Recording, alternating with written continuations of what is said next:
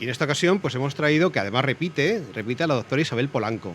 Bienvenida, ¿cómo estás? Buenas tardes. Muy bien, buenas tardes. Muchas gracias por invitarme. Es un placer para mí acompañaros y lo primero que quiero es felicitaros porque mantener 39 programas sobre un tema monográfico, que yo creo que es una cosa digna de alabanza. Y si además lo que persigue el programa es difundir lo que es la enfermedad celíaca y qué es ser celíaco, cómo es el tratamiento de la dieta sin gluten, etcétera, pues me parece que es una labor pues no solamente cultural, sino social, importantísima. Sí, nosotros siempre tratamos de traeros a vosotros, porque ya sabes que tenemos ese pequeña debilidad siempre de ir a Google y preguntar a Google, al doctor Google, ¿no? Doctor Google, ¿qué nos pasa? Pero no solamente con la enfermedad celíaca, sino con todo lo que nos pasa en torno a la salud, a nuestra salud. Y siempre dijimos, bueno, pues vamos a hacer un programa donde vengan los especialistas, en esta ocasión de enfermedad celíaca, a hablar en primera persona y hablar realmente de todo aquello que es fidedigno, ¿no? Que además con información en exclusiva, con información también actualizada, con lo cual, bueno, yo creo que ese cometido y ese objetivo lo estamos cumpliendo pues cada 2 semanas, que el programa ya sabes que es cada 2 semanas.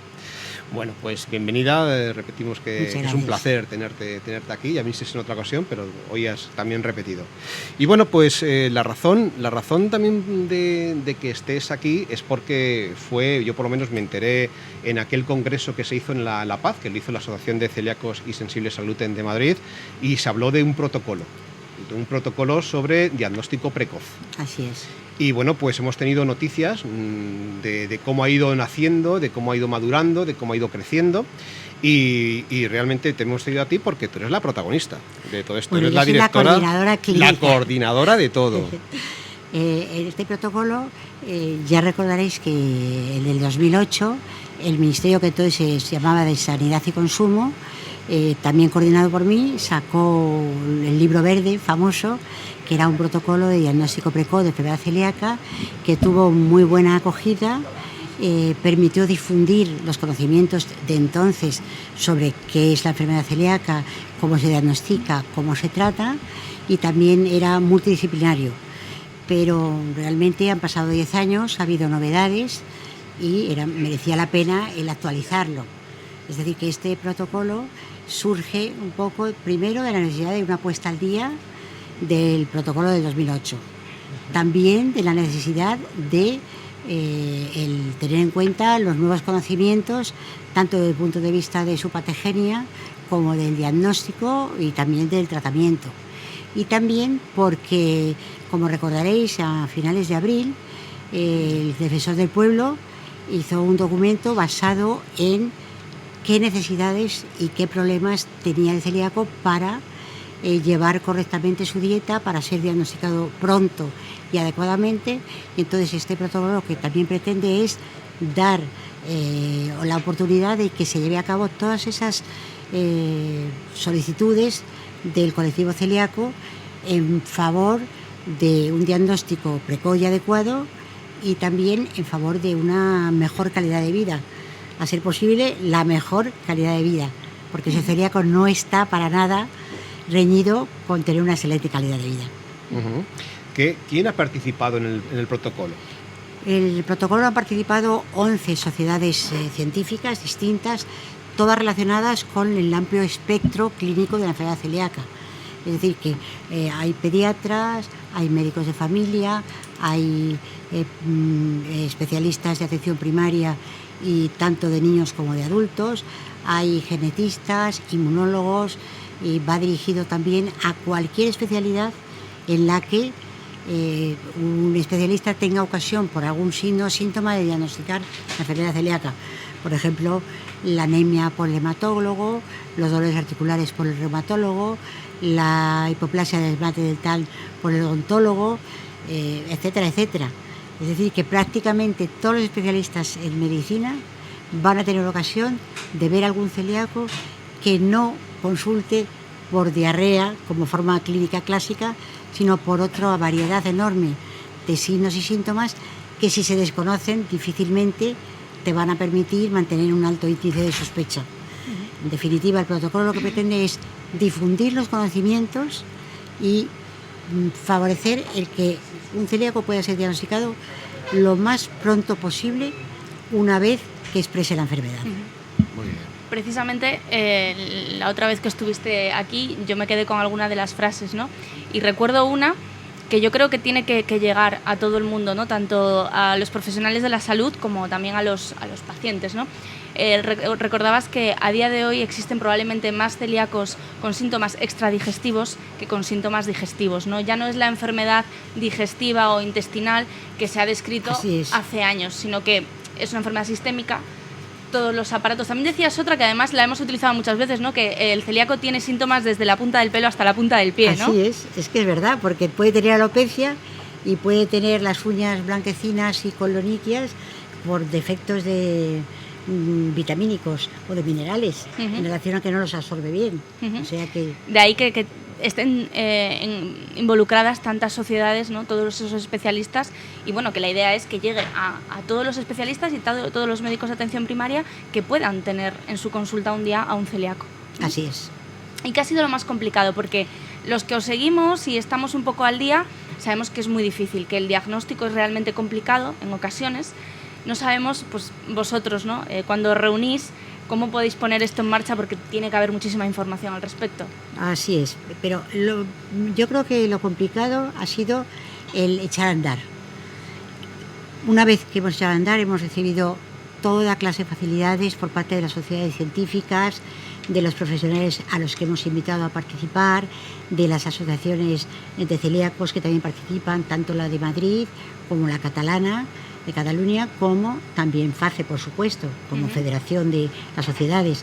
También la ECOSAN, la Agencia Española de Seguridad Alimentaria, Alimentación y Dietética, también, y Nutrición, perdón, también ha participado. Es decir, que hemos tratado de abrir a los máximo número de organismos que puedan estar implicados en la transmisión de conocimientos y también en el diagnóstico de un proceso, como tú decías, sistémico, tan frecuente.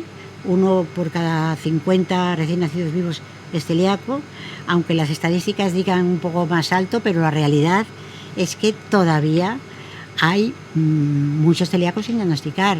Yo diría que más del 30-40% de los celíacos no saben que lo son, con lo que esto conlleva.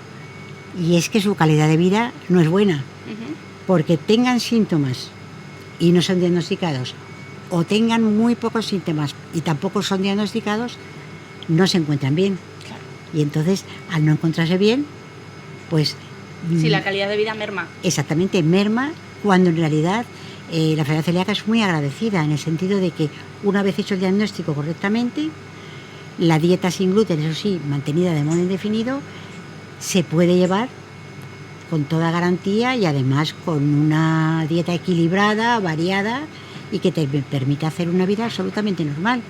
Una frase mía que no sé si la utilizáis o no, pero que yo creo que... Seguro que sí. Que para el celíaco es interesante, es que la persona celíaca es una persona sana, entre comillas, pero que come diferente. Y entonces es mucho mejor que te diagnostiquen una enfermedad celíaca, que una vez que te has tratado dejas de ser enfermo para ser celíaco, que cualquier otra cosa que pasaba por ahí, ¿no? Claro. Siempre lo decimos, ¿no? Al final estamos teniendo que hacer una dieta estricta, evidentemente, que a veces, bueno, pues complica algunas cosas, pero no tenemos que estar sujetos a tomar fármacos todos los días, ¿no? Claro, pero además estricta, es cierto, pero la palabra estricta parece que es que limita solo a comer. Podemos comer 4 cosas, exactamente, ¿no? Y estricta no, es basarla en alimentos naturales, carne, pescado, frutas, verduras, huevo, legumbres, hortalizas, etcétera. Y lo único, entre comillas, que hay que retirar es pues todos los alimentos que tengan gluten, pues, las harinas de trigo, avena, entre comillas, no está tan claro, porque más bien la avena no lo contiene, pero lo que puede estar contaminada, claro. Cebada, centeno. Pero a partir de ahí hay muchos productos de garantía sin gluten que puedes utilizarlos no para comer solo a base de ellos, sino para el complementar una dieta variada y equilibrada. Como tú decías muy bien, que me ha encantado la palabra, más comida y menos productos, ¿no? Más alimentos, ¿no? Más y menos alimentos productos. y menos productos. Esa es la la clave, y eso es el éxito de una alimentación sin gluten estricta, pero absolutamente variada y equilibrada. Variada, equilibrada, además riquísima, porque vamos, la comida que han hecho, por ejemplo, nuestras abuelas toda la vida se basaba en ese tipo de... La dieta mediterránea, de hecho, claro. está perfectamente compatibilizada con una persona celíaca que quiere seguir bien la dieta.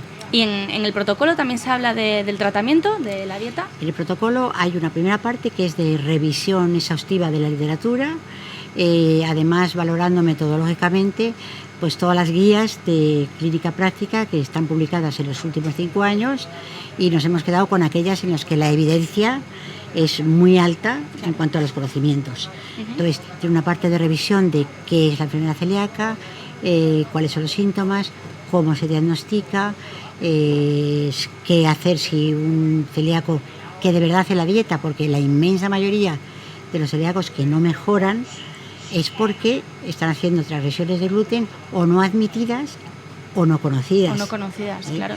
Y luego también hay un apartado, por supuesto, del tratamiento, un apartado de las nuevas terapéuticas, estrategias terapéuticas, y luego hay una serie de anexos en los que se contempla la sensibilidad al gluten no celíaca como un síndrome, es decir, algo que no tiene una etiología todavía bien conocida, que no tiene nada que ver con la enfermedad celíaca, pero que ahí está, y que hay pacientes y que hay que darles una solución. Una solución, porque sí que es verdad, lo hemos comentado con otros compañeros que han pasado por aquí, ¿no?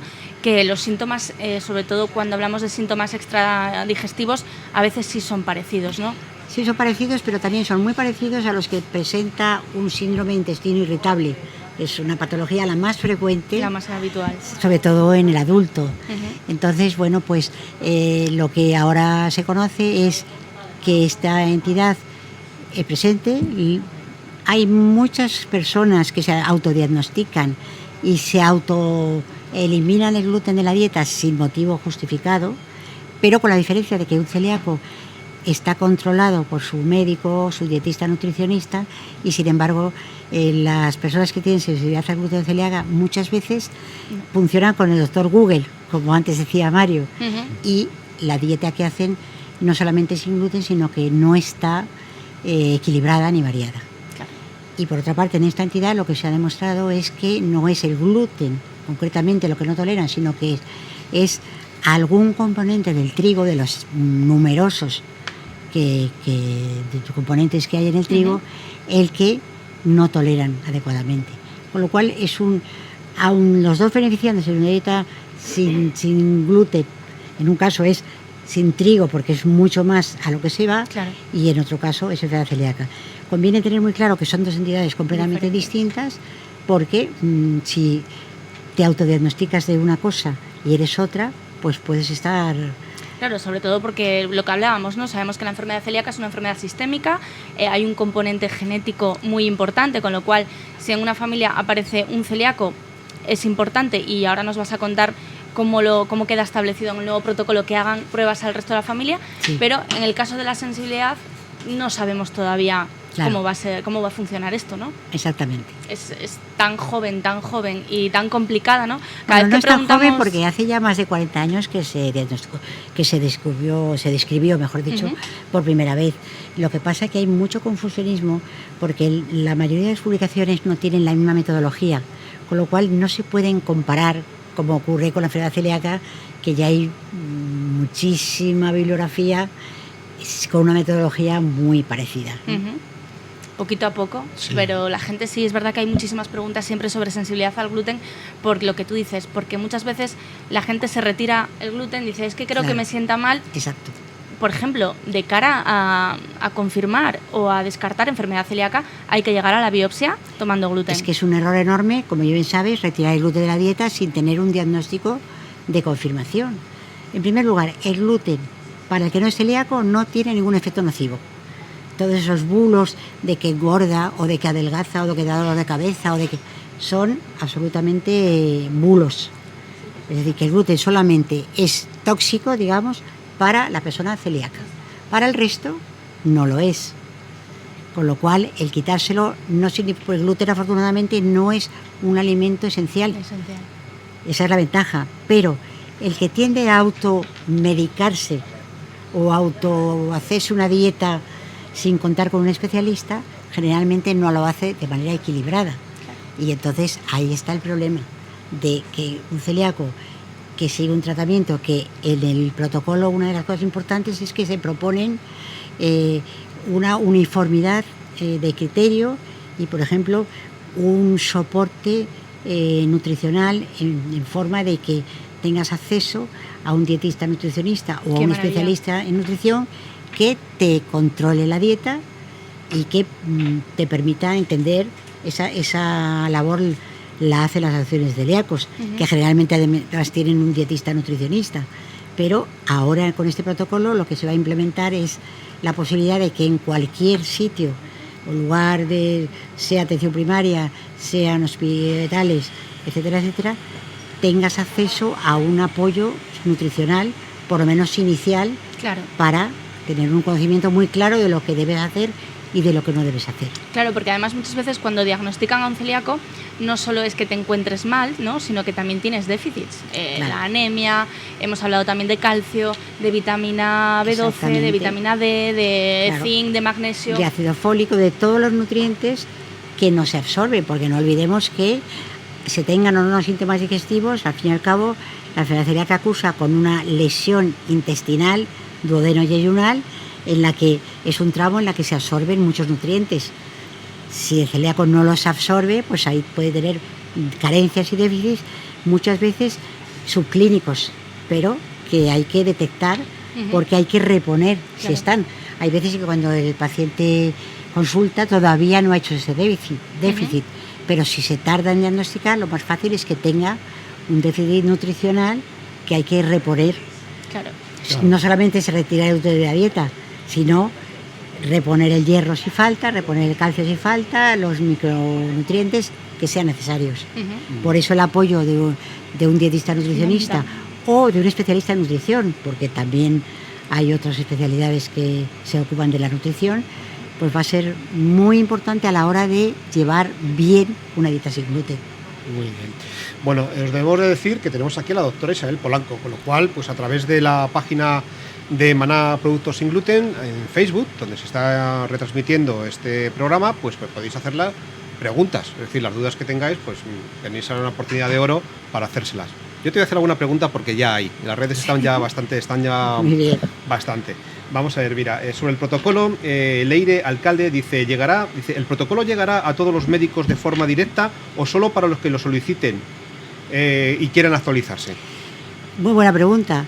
En primer lugar, el protocolo no se va a editar en papel, es decir, que va a ser un documento totalmente gratuito de consulta, que va a estar colgado en la página web del Ministerio de Sanidad, Asuntos Sociales e Igualdad, pero también en todas las páginas web de todas las sociedades médicas y paramédicas que lo soliciten, porque va a haber un link con cada una de ellas, también con todas las asociaciones de celíacos, no solamente FACE, la Asociación de Celíacos de Madrid o de Cataluña, sino cualquier filial regional que solicite va a poder tenerlo y puede imprimirlo perfectamente en papel si lo desea. O sea, que es de libre disposición. Es de libre disposición. Por otra parte, también nos comprometemos a que llegue a todos los centros de salud, porque el protagonismo que se ha querido dar, muy importante, es al médico de atención primaria, tanto el pediatra como el médico de familia, para que el diagnóstico se sospeche y se derive muy adecuadamente en atención primaria. Cuando no se ha hecho así, llega ya a atención especializada, generalmente la enfermedad está muy evolucionada y ha transcurrido un tiempo en el que el celíaco podría haber tenido mucha mejor calidad de vida si se hubiera enterado antes de que era celíaco y se hubiera tratado. Vale, muy bien. Mira, tiene, por ejemplo, aquí Teresa Medina, sé que se están haciendo muchas, o sea, que iremos poco a poco. Teresa Medina Sánchez dice, mi hijo mayor es celíaco, 4 alelos positivos más el IgA por las nubes y más 3B. Su hermana pequeña, de 4 años, solo un alelo, que es DQ2, anticuerpos negativos. ¿Qué control debe llevar la pequeña? ¿Observar síntomas? En primer lugar, ella ya se contesta a sí misma, tener una actitud expectante por si surgen síntomas. Por otra parte, bueno, pues cada 3 o 4 años se puede hacer una determinación de autoanticuerpos o antes si tienen síntomas, pero no hay que vivir obsesionado por el problema, porque el estudio genético tiene un factor predictivo negativo muy importante. No eres de Q2 ni de Q8, no eres celíaco. Es decir, que lo descarta, sirve para descartar, pero no sirve para confirmar en el sentido de que tú puedes tener haplotipos de riesgo de enfermedad celíaca y no ser celíaco nunca en tu vida. No desarrollar la enfermedad. Y por otra parte, no olvidar que casi el 40%, entre el 35 y el 40% de la población general posee los anticuerpos, los antígenos de riesgo, con lo cual no está justificado, digamos, estudiar a toda la población, porque una persona que tiene riesgo hoy, día 16 de febrero, puede tener anticuerpos negativos y dentro de 2 años positivizarse y expresar la enfermedad, pero es que puede no hacerlo nunca. Claro. Con lo cual, ¿para qué va a estar haciéndose cosas especiales? Solamente observarse. La enfermedad celíaca nunca es asintomática. Puede ser subclínica o puede ser que, primero, la persona que te vaya a diagnosticar no conozca toda la variedad enorme de síntomas. Para esto está el protocolo, para difundir los signos y síntomas, no solamente los bien conocidos de diarrea, falta de apetito, distensión anal, pérdida de peso, etcétera, sino también otros que son ya afortunadamente más conocidos, pero que sea una anemia o simplemente una ferropenia, o abortos de repetición, o infertilidad, o fracturas, o por ejemplo alteraciones hepáticas sin causa aparente, una enorme variedad de signos y síntomas que ahí están. Otra cosa es que todos los especialistas lo conozcan, y se trata con este protocolo de que todos los especialistas, tanto en atención primaria como en atención terciaria, tengan la oportunidad de reciclarse y de mejorar sus conocimientos sobre la enfermedad. Muy bien. Este protocolo, entonces, lógicamente, el Ministerio de Sanidad, Asuntos Sociales e Igualdad, que se llama ahora, pues ha dicho, bueno, vamos a hacer un protocolo para ver si podemos atacar bien lo que es el diagnóstico y saber muy bien cuántos celíacos hay y diagnosticarlos correctamente, ¿no? Los profesionales de la salud los puedan diagnosticar correctamente bajo estos parámetros. Si os lo han pedido, me imagino que ahora que está en proceso de verificar, ¿no? Me imagino que lo aprobarán.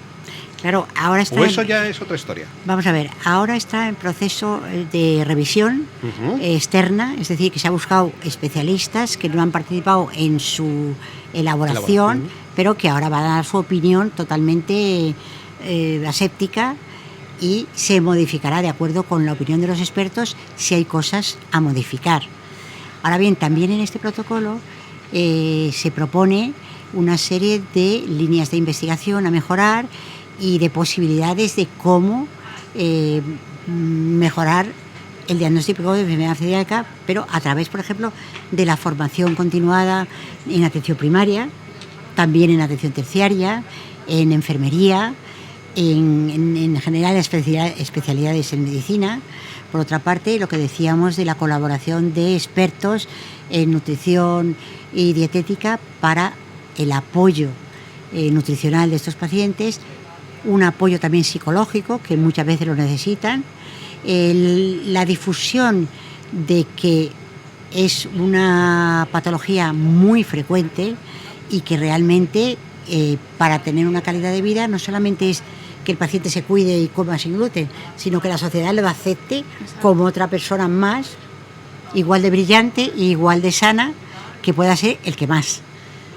Entonces, en ese sentido, aunque ahora ya hay posibilidades a lo mejor en restaurantes o cuando viajas, etcétera, pero para la implementación de este protocolo ahora se da mucha más difusión también a todos los gestores y también a la restauración y demás, para que se den cuenta de que al ser muchos los consumidores sin gluten, pues hasta les va a ser rentable el hacer bien las cosas. Totalmente. Y el dar la oportunidad de que una persona celíaca pueda hacer una vida totalmente normal, o por lo menos lo más normal posible, con garantía de que si esa persona hace bien las cosas en su casa, cuando salga de ella no tenga riesgo de cometer una infracción, digamos, o una transgresión no querida.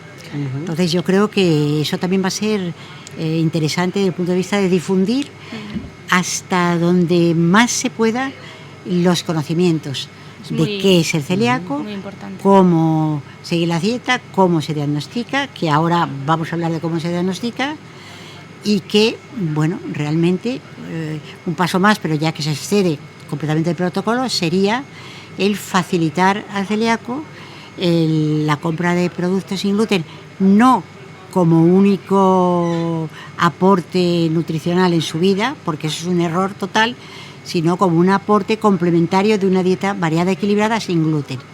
Me refiero a que si los productos son caros, que afortunadamente cada vez los hay más asequibles, pues se pudiera, por ejemplo, desgravar los impuestos o cosas de ese tipo, pero claro, que ya eso no entra en las atribuciones, digamos, de nuestras, sino que ya son las asociaciones las que lo están luchando y peleando con la administración, pero sí, que yo soy totalmente partidaria de apoyarlas en ese sentido, siempre y cuando se tenga muy claro el concepto de que esos productos sin gluten van a ser para complementar la dieta, nunca para comer solo a base de esos productos. Claro, pero eso yo creo que tiene toda la lógica del mundo, porque aunque no seas celíaco, tampoco tu dieta está sostenida solamente en comer magdalenas. Exactamente, un muy buen ejemplo. A pesar de los problemas de obesidad que tenemos en este país, ¿no? De las cifras de obesidad y de sobrepeso, pero nos contaba, y lo estábamos comentando antes del programa, ¿no? La doctora López, cuando estuvo aquí, ella nos decía que ve ese problema, sobre todo en adultos. Cuando hace un diagnóstico, a los 6 meses hace una revisión y se encuentra con que los anticuerpos están empezando a bajar, incluso son negativos, y que de repente se dispara el colesterol, ¿no? Exacto. La dieta sin gluten tiene que estar basada en alimentos que de manera natural no llevan gluten. Claro, pero ¿por qué se dispara el colesterol? Porque para que esos alimentos sean lo más ricos posible desde el punto de vista organoléptico, pues les añaden muchos azúcares, muchas grasas, y entonces, bueno, pues otra asignatura pendiente sería, y que ya también el Ministerio se está encargando de ello, la semana pasada se presentó un proyecto de reducir la cantidad de grasa, de azúcar, de sal en productos de consumo habitual, no para celíacos. Pues entonces también que los fabricantes de productos sin gluten se comprometieran, pero eso tampoco es decisión de protocolo, pero a lo mejor sí, que su difusión permite convencerlos de que se pueden hacer cosas ricas desde el punto de vista del paladar, pero que tengan menos grasa, menos azúcares, más fibra, exactamente, para evitar, entre otras cosas, no solamente un exceso, sino también el estreñimiento, que es un síntoma de la que se quejan muchos celíacos que hacen dietas sin gluten, porque quitan la fibra. Claro. Entonces, hay que hacer dietas sin gluten, pero hay que comer verduras, frutas, hortalizas, legumbres, todo eso como una persona que no es celíaca. Exacto, al final es aplicar el sentido común. Exactamente. Tener en cuenta que tenemos estas restricciones, buscar. Me imagino que bueno, que cuando eres pequeño, ¿no? Para los niños es más complicado, cuando van al cole, les apetece algo. Bueno, tampoco hay que negarles de vez en cuando un capricho, pero la dieta sin gluten no puede basarse en productos, aunque sean productos seguros. No negarles un capricho en el sentido de un producto sin gluten. Exacto, no, claro, no. Transgredir la dieta, nunca, fíjate, lo tenemos clarísimo. Que para el niño es fácil porque los padres están, casi siempre, la inmensa mayoría de los casos, muy comprometidos. Claro. Y le hacen la vida muy fácil los padres, los abuelos, los tíos. Concienciarlos también, porque hay veces que está ese sentimiento de ay, pobrecito, que no puede tomar, y le llevas a casa del abuelo y es el abuelo, bueno, el abuelo o la abuela, pero me refiero con su mejor voluntad y todo su cariño, pero que no ha entendido bien o no les has transmitido bien por qué no puede tomar absolutamente nada que contenga gluten. Pero eso es un problema que seguimos teniendo todavía a día de hoy, pero no solo con familiares, ¿no? Como tú dices, que de repente les entra ahí como un poquito de pobrecillo y tal, sino celíacos que consideran que de vez en cuando no pasa nada. Explícales qué es lo que pasa. Darse un homenaje en ese sentido es mejor que se lo den en otro. Claro. Que se beban un buen vino o no sé, lo que les apetezca más. ¿Cuáles pueden ser las consecuencias igual que estamos hablando de un diagnóstico o sea, de un protocolo de diagnóstico precoz para intentar diagnosticar cuanto antes la enfermedad y empezar a controlarla cuanto antes, ¿cuáles serían las consecuencias de transgredir constantemente la dieta? Pues mira, de vez en cuando. Y constantemente la dieta, ya te digo yo, muchísimas. Volver a tener síntomas o tener carencias de síntomas subclínicos, pero que pérdida de calcio, con lo cual osteoporosis, pérdida de hierro, con lo cual anemia, infertilidad o azoospermia en el varón también, etcétera, etcétera, y desde luego disminuir su calidad de vida. De vez en cuando, pues es que como la enfermedad celíaca es multisistémica, pero no olvidemos que es autoinmune, a lo mejor por una transgresión, no quiero ser tremendista, resulta que de repente se dispara una falta de tolerancia al gluten tremenda que estaba ya controlada, o a lo mejor hace falta varias, pero lo mejor es no tentar a la suerte y concienciarte desde el principio que hoy por hoy, no sabemos lo que ocurrirá dentro de unos años, la dieta sin gluten es el único tratamiento eficaz, absolutamente eficaz, para evitar las complicaciones y para conseguir una calidad de vida excelente. Pero quiero retomar, y perdóname, el tema de que en el niño a veces es más fácil de la dieta, pero ¿qué pasa con el adolescente? Muchas veces los padres se han implicado tanto con las asociaciones, con su colegio incluso y demás, pero los niños no participan porque viven como en una burbuja, en el sentido de que qué fáciles son las cosas. Y cuando se enfrentan con la realidad de la vida es cuando no saben reaccionar. Por eso al niño hay que también implicarle, no a tomar decisiones, pero sí a saber lo importante que es seguir esta dieta sin gluten. ¿Qué ocurre en la adolescencia? Que muchos transgreden porque, como sus padres han sido responsables, ellos se van a la universidad fuera o se van a un colegio mayor o sencillamente salen mucho más con los amigos, no quieren decir que son celíacos y entonces hacen transgresiones por no estar bien informados. Curiosamente, los padres son los líderes en su entorno y en sus asociaciones y demás, pero los niños no están implicados. Con lo cual yo creo que lo más importante es que también al niño, a su nivel, con las palabras adecuadas, se le explique qué es lo que pasa, no tiene importancia ninguna, pero hay que saber lo que significa el gluten para ellos una vez que está hecho el diagnóstico y la importancia de no consumirlo. Eso es fundamental desde el momento que se hace el diagnóstico, sea en el adulto, pero fundamentalmente en el niño y ya no te digo en el adolescente. Implicarle en que su salud es lo más importante, pero también lo más importante para él, porque al fin y al cabo él es el que está siendo su salud diagnosticado. De la que está en exactamente. Juego. Claro, y hay cifras de, pues eso, de que haya una recaída en cuanto, o que haya más transgresiones de la dieta, me imagino que sí, en la adolescencia, en esa etapa que es en general más complicada, ¿no? Para hay todos. Cifras y de hecho hay cifras, alguna bibliografía habla de hasta un 50% de adolescentes que no sigue la dieta. Y vamos a lo mismo, pero no la sigue no tanto porque desconozca, sino porque no quiere ser rechazado por la sociedad. Por formar parte del grupo, ¿no? Por sentirse igual.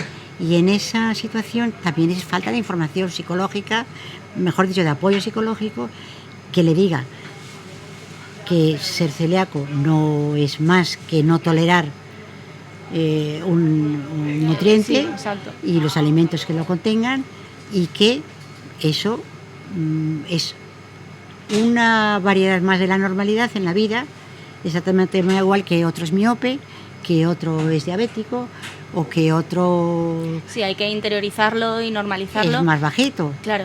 Exactamente, hay que interiorizarlo, hay que asumirlo, pero hay que preparar a esa persona para que lo interiorice y lo asuma. Y a su entorno también, porque si, por ejemplo, un día en una clase de primero de primaria llega el profesor y dice, bueno, hoy vamos a hablar de lo que es ser celíaco, porque fulanito o fulanita ha ido a su pediatra y le ha dicho que es celíaco. ¿Sabéis lo que es ser celíaco? Y se lo explica a nivel normal.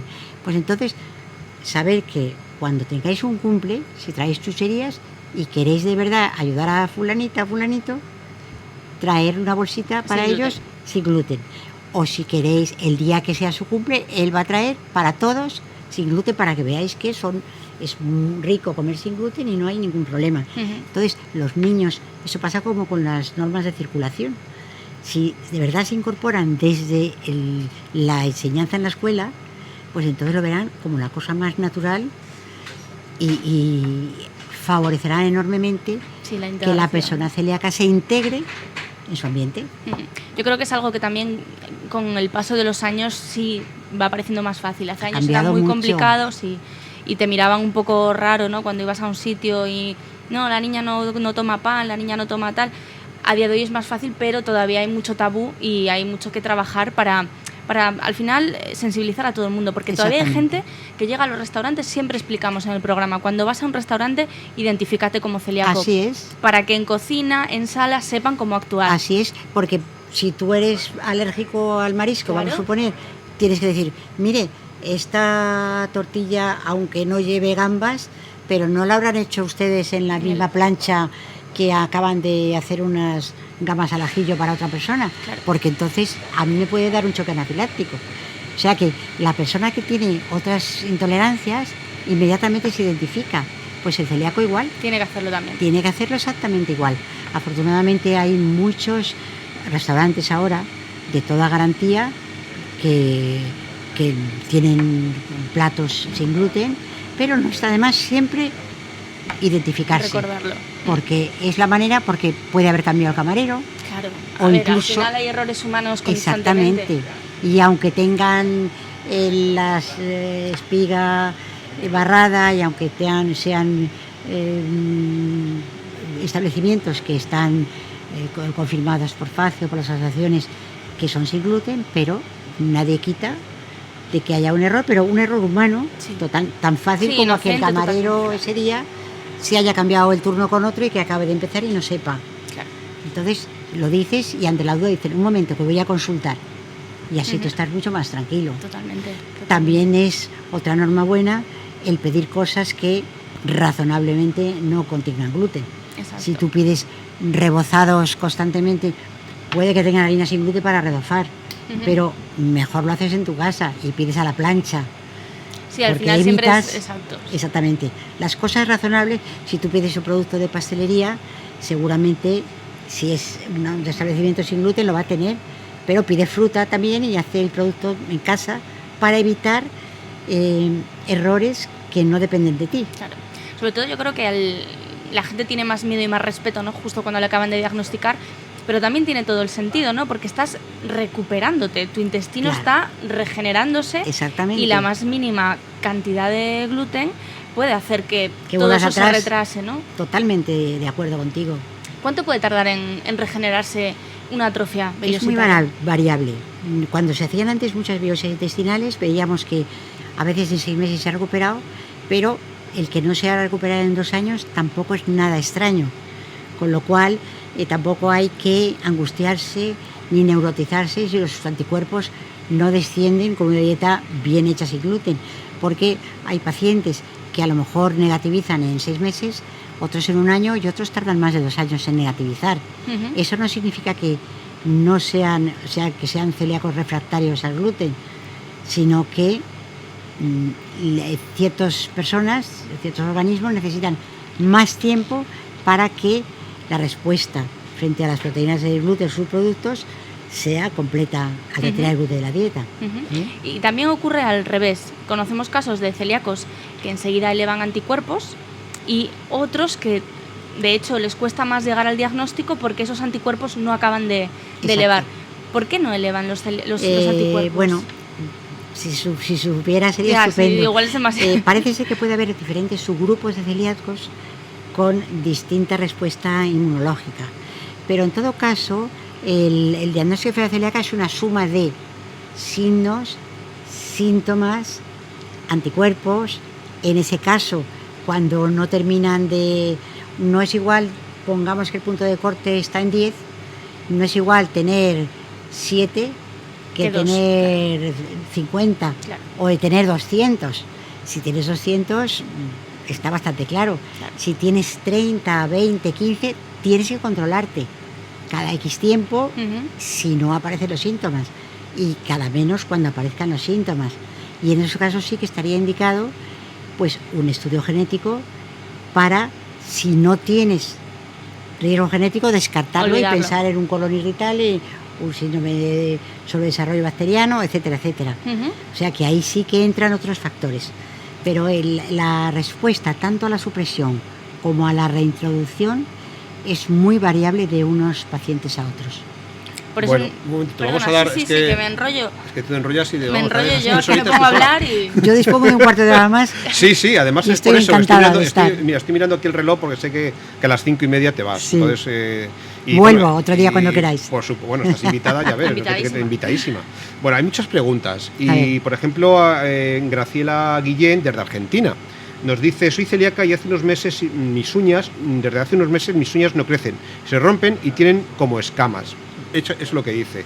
Después, por ejemplo, Arantxa Riquelme Carrillo. Perdona, vamos a Venga, vamos a contestarla, Graciela. venga, vamos a Pues contestarla. eso perfectamente puede ser debido, primero, a que ha pasado 2 meses, es poco tiempo para que la dieta sin gluten actúe y se está haciéndola bien.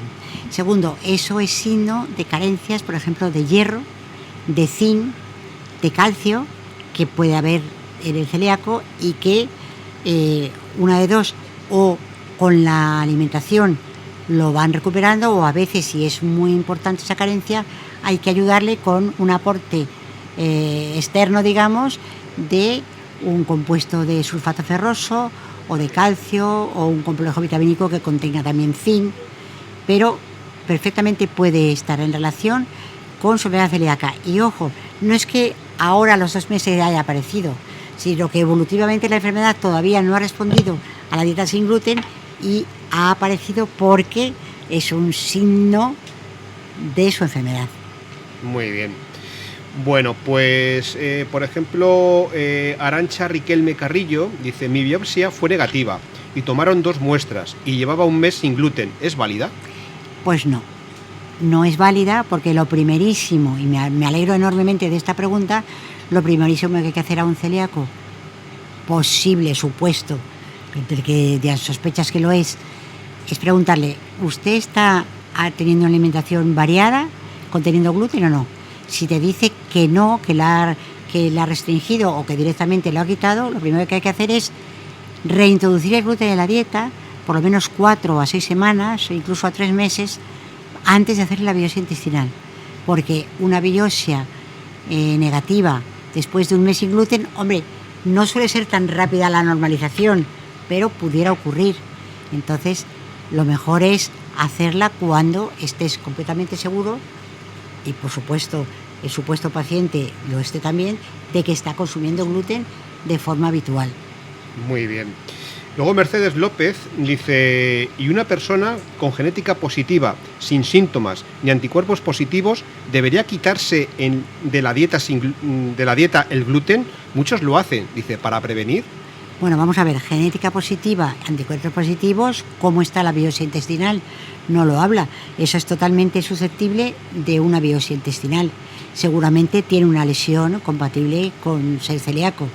Y ser celíaco significa una dieta sin gluten, estés sintomático o asintomático, porque lo que vas a prevenir son el que los síntomas sigan expresándose, que empiece la carencia de hierro, la carencia de calcio, que se establezca una osteoporosis poco a poco, etcétera, etcétera. Es decir, que no es que prevengas la enfermedad, es que seguramente ya la tienes.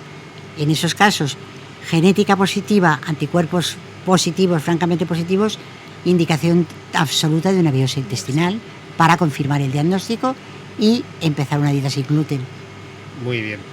Mira, vamos a ir dando, porque hay muchas preguntas, pero vamos a coger las más, por lo menos contestar a todos una, ¿no? Porque hay varias personas que están preguntando varias cosas. Marisa Famalat nos dice, nos pregunta: ¿los protocolos estarán listos para poder descargar y enviar a nuestros digestivos? Dijimos que sí, ¿verdad? Totalmente listos a partir de, espero que abril, seguramente marzo, pero con más seguridad Después de Semana Santa. Exacto, después de Semana Santa. Perfecto, sí, siempre dejamos para después del verano, para después de Semana Santa. O sea, que podemos decir que si lo aprueba el Ministerio será para que yo creo que sí. Pero el Ministerio es muy consciente de que ha delegado en personas de su confianza y lo natural y lo lógico es que una vez que haya habido una revisión externa se aprueben inmediatamente. Claro. Es decir, que yo me atrevería a decir que efectivamente a partir de abril podremos disponer de ellos de manera gratuita y una difusión lo más amplia posible. Perfecto. También Marisa de Famalán nos pregunta, nos hace una reflexión. Dice, mi hija con 3 alelos de cuatro positivos, dice, tiene alopecia, dermatitis, problemas reumatológicos, asma, anticuerpos, tiroides, bueno, y bastantes otras. Dice, pendientes de hacer ecografía de tiroides, intolerancia a los corticoides, tuvo subida de un azúcar de 300. Perdona, te interrumpo aquí. Sí. Porque es que es muy largo. No, pero yo he entendido perfectamente el sentido del... Perfecto. Dice que tiene 17 años. Sí. Ella. Vamos a ver, eso es lo que se llama autoinmunidad celíaca, que la presentan no todos los celíacos, sino un grupo pequeño de celíacos que además son diabéticos, tienen una tiroides autoinmune, tienen una dermatitis herpetiforme, pero eso es totalmente poco habitual. Entonces, vamos a dejarnos de hablar de alelos y demás. ¿Se tiene riesgo genético o no se tiene? Si se tiene riesgo genético, lógicamente a mayor riesgo genético, mayor posibilidad de ser celíaco, pero el que tiene poco riesgo, pero tiene riesgo, también puede desarrollar la enfermedad. O sea que no es cuestión de tener uno alelo o dos, sino es cuestión de que dentro del riesgo, alto o bajo, es como si yo tengo 4 manzanas, yo me como 3 y tú una, los dos nos hemos comido, por la estadística, 2 cada uno, no es así. Claro. Entonces, lo importante es, desde el punto de vista práctico, si se tiene o no riesgo genético. No se tiene riesgo genético, no eres de Q2 ni de Q8, olvídate, porque efectivamente hay un 99% de posibilidades de que no seas celíaco. Hay 1% de ahí de casos un poco extraños, pero que no eres celíaco. Ahora, si tienes riesgo, a mayor riesgo, mayor posibilidad, sí, pero a menor riesgo, ¿no vas a ser celíaco? No. Puedes expresar la enfermedad. Además, tiene familiares de primer grado celíacos. Claro, pues con entonces, lo cual... Sí. Exactamente. Por eso digo que no es que la quiera perdone la persona, sino para insistir en la importancia de que el estudio genético no es diagnóstico. Lo que sí que tiene un valor enorme es para descartar que lo seas. Pero diagnóstico no, porque el 40% de la población posee esos antígenos de riesgo y solamente un 2% de ellos más o menos van a desarrollar la enfermedad a lo largo de su vida. Muy bien. Macarena Sánchez Colomer nos dice, a mi hijo menor le diagnosticaron con 4 años, yo fui después. La mayor, con genética positiva, no lo desarrolló hasta el año pasado, que empezó con diarreas diarias e hipotiroidismo. El mediano tiene también genética positiva de Q2 y un alelo de Q8. ¿Qué probabilidad tiene de desarrollarla? ¿Es la adolescencia un periodo en la vida en la que la enfermedad celíaca es más difícil de diagnosticar? Es más difícil de diagnosticar porque hay cambios hormonales, pero sobre todo porque hay como una especie de periodo de latencia en el que generalmente no se sabe el por qué. Los celíacos adolescentes a veces hacen transgresiones y las toleran, y de ahí el peligro, porque dicen, pues esto es que me han engañado, porque a mí esto no me sienta mal. Entonces, efectivamente, la adolescencia es un periodo de riesgo para muchas cosas, sí, tanto nutricional como de comportamiento psicológico, etcétera, etcétera, pero también para el celíaco, y de ahí que esté muy concienciado de su condición de celíaco para hacer la dieta adecuadamente. Muy bien. Bueno, luego empiezan a hablar aquí de un tema que es un poco, voy a decir escabroso por decir algo, y es que dice, por ejemplo, Mercedes López vuelve a decir, dice, que ya nos ha consultado, pero dice una cosa que luego empieza a desarrollar, porque hablan sobre si la enfermedad celíaca se cura o no se cura.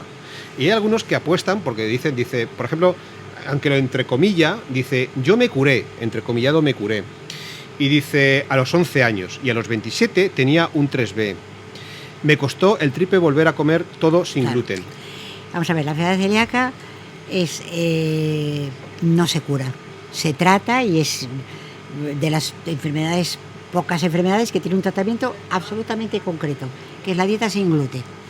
Pero curarse no se cura. Eres o no eres celíaco, pero no dejas de serlo. En este caso ya se ha visto que sí que lo fue, porque después tuvo un 3B. Pero muchas veces hay personas que dicen, no, yo es que fui celíaco de niño, pero ahora no. Y supongamos que ahora no significa que tienes hecho el estudio genético, que tienes además hecho los anticuerpos y que tienes hecho la biopsia, todo es normal. No lo fuiste entonces y no lo eres ahora. Claro. Pero hay que demostrarlo, ¿eh? O sea que la enfermedad celíaca tiene tratamiento eficacísimo, la dieta sin gluten, pero no se cura. Ahora, sí que se cura toda la sintomatología y tu intestino y todo, hasta que juras a tomarlo. Yo antes ponía un ejemplo que ahora me parece un poco simple, pero que lo voy a poner otra vez. Es como un albañil que tiene alergia a cemento. Si está trabajando en la construcción, estará siempre con las manos llagadas y demás, pero resulta que se pone a despachar carne, jamás vuelve a tener ningún síntoma. Pero cierra el despacho de carne y se tiene que poner otra vez a la obra, y en el momento que tenga contacto con el cemento vuelve a aparecer. Esto es exactamente igual. Curarse no se cura, se es celíaco o no se es. O no se es, efectivamente. Pero no se cura. Sí. Lo que pasa que se trata, y bueno, ojalá quien nos diera que todas las enfermedades tuvieran un tratamiento como este, ¿no? Exacto. Sí, yo creo que sí que hay casos, sí que conocemos casos de personas que fueron mal diagnosticadas. Eso es. Después los médicos empezaron a atar cabos, se les hicieron las pruebas y efectivamente no estaban bien diagnosticados. No han sido nunca celíacos. Exacto. El que es celíaco Lo es es. para O siempre. como el caso de ella, que lo fue a los 11 años, asumo que con biopsia intestinal, pasó el tiempo y otra vez volvió a hacer la lesión intestinal. Entonces, durante ese tiempo de latencia, que no tuvo síntomas, no sabemos cómo estaría, Claro. pero desde luego fue celíaca ya desde los 11 años. En el momento en el que te hacen un diagnóstico correcto, Exactamente. Sí, para efectivamente. De ahí la importancia de un diagnóstico precoz, pero también correcto, porque si es precoz pero no es correcto, no vamos a ningún sitio. Sí, por ejemplo, Gemma Gómez, Teresa Medina y algunas personas más te dan las gracias porque dicen, se le entiende perfectamente y qué bien habla y qué bien Cuánto qué bien me alegro, explica yo todo. encantada. Te están dando Lástima no las poder gracias. reconocer personalmente. Bueno, por ejemplo, vamos a seguir con otra ya por Pili Pacios. Dice, ¿es posible que una persona con genética positiva pero sin anticuerpos, diagnosticada en principio de sensibilidad al gluten no celíaca y mejorando con la dieta sin gluten, sea en realidad un celíaco sin un buen diagnóstico? Bueno, siempre que se tiene una predisposición genética, está abierta la puerta a desarrollar la enfermedad. Si no tienes anticuerpos, en ese momento los marcadores de la enfermedad son los anticuerpos, aunque luego haya que confirmarlo con la biopsia intestinal. Entonces, es posible, de ahí que sea importante en estas personas con sensibilidad al gluten no celíaca hacer una biopsia intestinal para valorar realmente que no son celíacos. O sea que posibilidad hay, pero con anticuerpos negativos. Hay celíacos con serología negativa, pero con alteración histológica total. Serológicamente no responden, no sabemos por qué.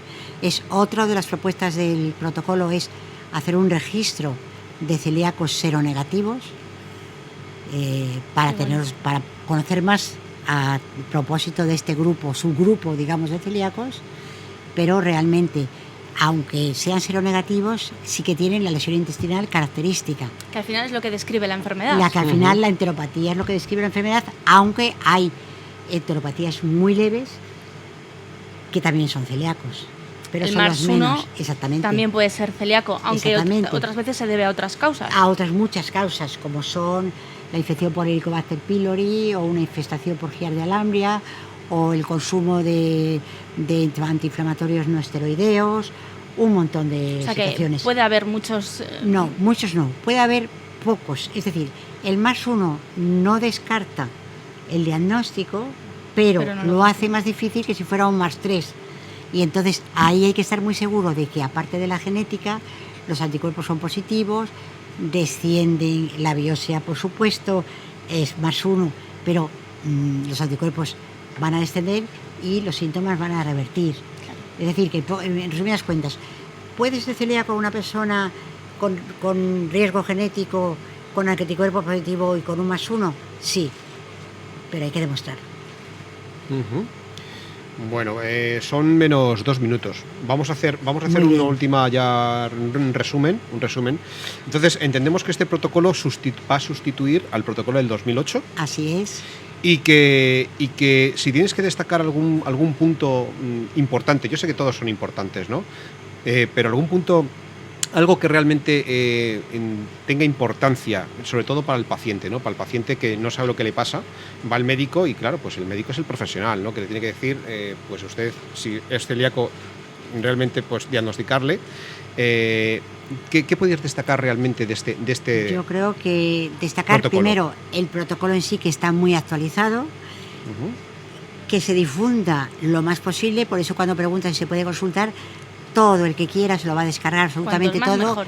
incluso la población general, si quiere estar informada, porque se ha tratado de utilizar un léxico lo menos técnico posible para que la mayoría de las personas que lo consulten, por lo menos en cuanto a lo que es la clínica y lo que es el tratamiento, lo entienda. Otra cosa a lo mejor es la genética o la etiopatogenia, que son cosas más complicadas, pero ese es otro valor positivo. Y luego otro valor positivo es el que se solicite apoyo nutricional en forma de consulta a dietistas, nutricionistas o especialistas en nutrición, y apoyo psicológico, que es fundamental. Luego también el que esa difusión permita el que en cualquier sitio del país se haga el mismo protocolo diagnóstico y el mismo tratamiento que la dieta sin gluten, pero insistiendo muy bien en cómo hacerla. Y también considero que es importante el que hay técnicas que se proponen, por ejemplo, a la biopsia intestinal, sacarle el mayor partido posible, hacer un linfograma intraepitelial con citometría de flujo, de manera que hay un patrón muy característico que a lo mejor en esos casos +1 puede discernir si eres celíaco o no eres celíaco, y que ese tipo de técnicas, no tanto caras, que también pueden serlo, sino tediosas en el sentido de que hay que implantarlas y demás, puedan llegar a centros especializados. Y si no se puede establecer la técnica en todos los centros, que haya centros de referencia donde tú puedas mandar esa biopsia para casos dudosos, confirmarlo a través pues del linfograma intraepitelial o de los depósitos subepiteliales de anticuerpos transglutaminasa, etcétera, etcétera. Es decir, que plantea otra serie de técnicas complementarias para afinar más. Creo que también eso da lugar. Y luego también plantea una serie de líneas de investigación que se abren para que el Ministerio las potencie y los grupos de trabajo que están trabajando en investigación se apunten a ellas, porque se supone que son las más rentables para avanzar en los conocimientos, en el mejor tratamiento de la enfermedad y, en definitiva y en última instancia, en mejorar la calidad de vida del celíaco, que es el leitmotiv de hacer un diagnóstico precoz. Claro, es el objetivo final Ahí está. de todo esto, efectivamente. Bueno, pues son y 32, las 5, te vamos a dejar aquí. Muchas gracias. ¿Ha pasado volando? Y ha pasado volando. ¿A qué se te ha pasado muy rápido? Sí, muy rápido, me encantaría quedarme, pero tengo algo tan convencional y tan prosaico como es una junta de vecinos en mi casa a la que tengo que asistir. Es muy humano, eso pero, es muy humano. En todo caso, me ha encantado estar con vosotros y muchas gracias por contar conmigo.